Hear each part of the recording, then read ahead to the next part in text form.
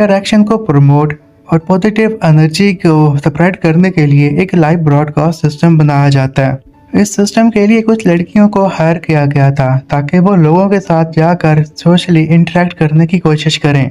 वो जो भी बंदों के साथ जाकर बातें करती थी उन्हें लाइव स्ट्रीम किया जा रहा था। इससे बंदे के गलत इरादे के बारे में सभी को दिखाया जा सकता था और अगर कोई बंदा उनमें से नेक निकले तो इस प्रोग्राम के तहत उसे कुछ पैसे दिए जाएंगे।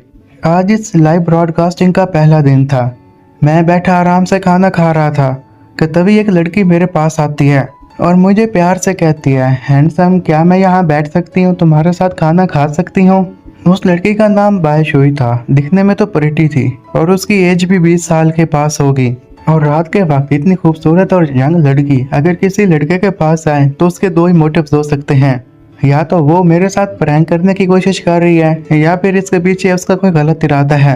अगर तुम अच्छे बंदे हो तो फौरन ही उसे मना कर दोगे। और मैं इसके लिए अपना मुंह खोलने ही वाला था कि तभी मेरा सिस्टम अपीयर होता है। सिस्टम ने मुझे एड सिस्टम एक्टिवेट किया था। सिस्टम मुझे एक टास्क देता है कि अगर मैंने इस लड़की को रिजेक्ट कर दिया तो सिस्टम उसको मुझे रिवॉर्ड देगा और मेरा रिवॉर्ड अलग अलग स्कोर की बेस पर होगा।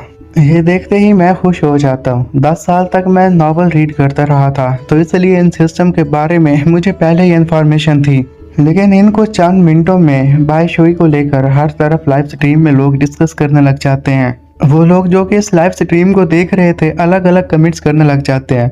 कुछ को तो लगने लग जाता है कि शायद मैं पिघल जाऊंगा और उसकी बातों में आ जाऊंगा, लेकिन कुछ लोग उसे कमेंट्स में चेयर अप भी कह रहे थे और ये कह रहे थे कि तुम इसकी बातों में मत आना।